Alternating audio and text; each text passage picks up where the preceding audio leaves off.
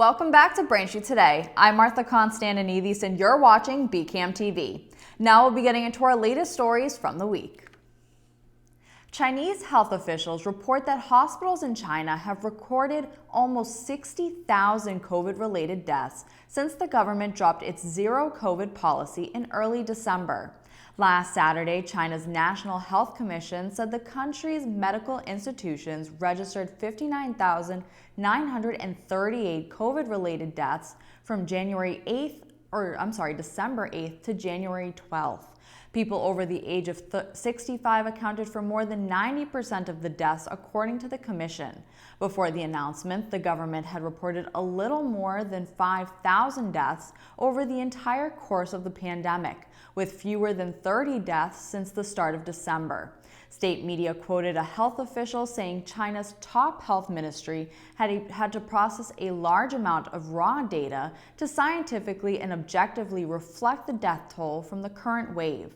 The World Health Organization's Emergency Committee will meet later this month to consider whether COVID-19 still represents a global emergency, with much of the decision likely to depend on the pandemic situation in China. Last Friday, the CDC said that there is a possible safety issue with the COVID-19 vaccine made by Pfizer. The CDC said one of its vaccine safety monitoring systems, called the Vaccine Safety Data Link, detected a possible increase in a certain kind of stroke in people 65 and older who recently got one of Pfizer's updated booster shots. A rapid response analysis of that signal revealed that seniors who got a bivalent booster might be more likely to have a stroke within the first 3 weeks after their shots. According to CDC officials, of about 550,000 seniors who got Pfizer bivalent boosters, 130 had strokes in the 3 weeks after the shot. None of the 130 people died. In the CDC's notes were made on Moderna's booster shot, but the same safety signal was not detected. The CDC says that it does not recommend any change to vaccination practices at this time, and that the risks of COVID-19 for older adults continue to outweigh any possible safety issues with the vaccine. According to the CDC data, the whole state of Massachusetts is now deemed as medium risk for COVID-19 community transmission. Just a week ago, community transmission levels spiked, and more than half of the state was in the high-risk category. Now, all 14 Massachusetts counties are back down to medium risk. This is a more encouraging trend, as tracking numbers from the CDC in the last couple of months showed that the XBB variant has made up about 40% of cases in the U.S. and a whopping 75% of cases here in New England. Boston Medical Center's Dr. David Hamer said in an interview, quote, "But I think we need more data. Over the next 2 to 4 weeks, we'll see what happens," end quote. Although the state is not reporting daily COVID-19 health trends anymore, the Mass DPH is still monitoring and reporting health trends on a weekly basis. On January 12th, newly released metrics show that over 82,000 molecular tests were conducted and 9,360 new positive cases were reported in the last week. As of January 10th, 409 people are hospitalized in Massachusetts and 119 are in the ICU. 142 deaths were also reported in the last 7 days. The town of Braintree also continues to monitor COVID data from the state. The town hall hasn't reported any new positive cases in the last week. The town hall website currently shows a total of 11,539 positive cases since the start of the pandemic. There have been no new fatalities reported in 8 months, keeping Braintree's total deaths at 137. Thanks for watching Braintree Today. We'll be right back with more after the break. If you're 50 or older, it's important to stay up to date on COVID vaccines. Boosters greatly reduce your chance of severe illness, hospitalization, and death, and are an important defense, even if you've already had COVID. Schedule your appointment today at mass.gov/COVID booster. Welcome back. The Braintree License Board has issued a liquor license suspension for Crossroads Pub for serving alcohol to a man who was later hospitalized with a potentially fatal level of alcohol in his system. The one-day suspension for Crossroads Pub at 60 Columbian Street won't be imposed if there are no further violations there in the next 6 months. Braintree Police Officer Brendan McLaughlin, the board's licensing officer, said the man had been drinking since 10 a.m. before going to Crossroads and was unsteady on his feet. McLaughlin, who reviewed security camera footage of the incident, told the license board at a hearing last Tuesday that the man was served a rum and coke by a bartender and later began stealing drinks from other members of the group. McLaughlin said, quote, "He sat at a table and hit his head on the tabletop several times," end quote. The man was taken from the pub to South Shore Hospital in an ambulance. A one-day suspension for 6 months is the penalty the board typically gives to liquor establishments for first-time violations. It was approved unanimously by the 3 members at the hearing. Braintree held its first Lunar New Year festival this past Sunday, January 15th. The festival celebrated the Year of the Rabbit with a lineup of musicians, dancers, and other performers, including a lion dance ceremony, a yo-yo performance, as well as a drum performance. The festival also included a marketplace selling clothing, food, and much more. Head organizer of the festival, Justine Huang, says the town's population of people of Asian descent makes up about 17%, whereas roughly 20 years ago was only 2% of the town's population. Mayor Kokoris noted the high attendance for the festival and said he expects the festival will recur annually, though he, Huang, and other organizers suggested the high school for its next host because of its large capacity. You can watch the event on BCAM TV's public access channels Comcast Channel 9 and Verizon Channel 28, as well as our YouTube channel at youtube.com/BCAMTV. This year's recipient of Braintree's Reverend Dr. Martin Luther King Jr. Peacemaker Award is Carrie Doherty. Doherty is a longtime community volunteer coach and the founder of the Superstars League, which provides an opportunity for those with special needs to learn and play sports with their friends and family. Mayor Kokoris said he couldn't think of a better person to present this award to and said, quote, "Coach Carrie's kindness, generosity, and continued advocacy for our special needs community truly exemplifies the leadership shown by the Reverend Dr. Martin Luther King Jr., end quote. Doherty was honored during a ceremony on Thursday, January 12th in the Cahill Auditorium of the Town Hall. Here is a clip of the ceremony. Wow, this is a lot. I am so incredibly grateful for everybody to be here and come and take time out of your day, and so very grateful for all of your kind words. I do just briefly want to say some thanks. I'm sure you guys are pretty much all set with the rest of the Carrie Doherty show, so I'll get it on the road.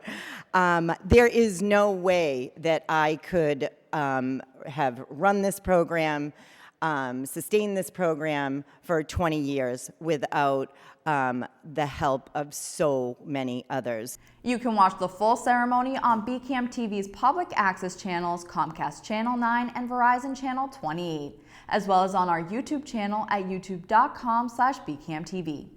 In more Braintree news, the Braintree Fire Department has added 4 new firefighters to the team for 2023. A swearing-in ceremony took place on January 4th at Town Hall, where the department welcomed new firefighters Pat Hubbard, Jimmy Kelly, Dan Cushing, and Mike Millward Jr. Braintree Firefighters Union issued a statement that said, quote, "Thank you to Mayor Kokoris, Chief O'Brien, and the town of Braintree for your continued support," end quote. Braintree's fire department had a big year in 2022 as the town decided to fund major renovations at the department's headquarters.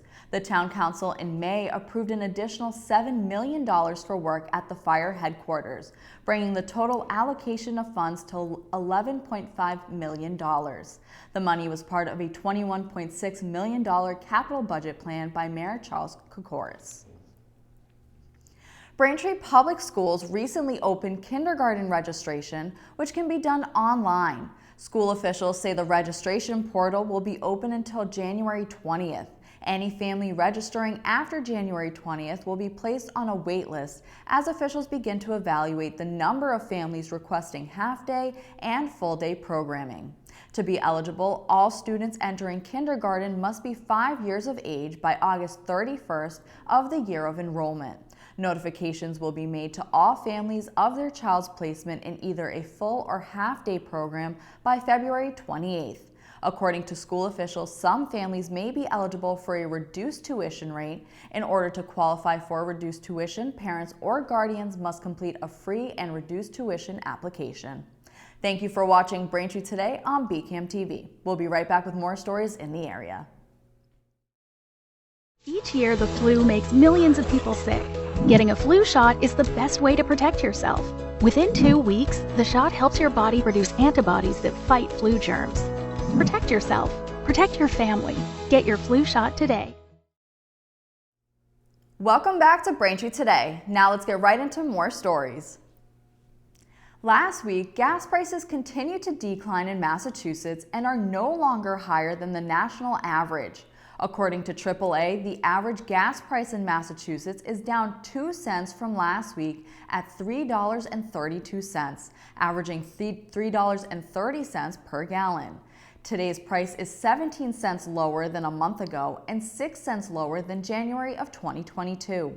Mary McGuire, AAA Northeast Vice President of Public and Government Affairs, said, quote, "Gas prices locally are in a bit of a winter lull, and supplies of oil and gasoline are sufficient to meet demand," end quote.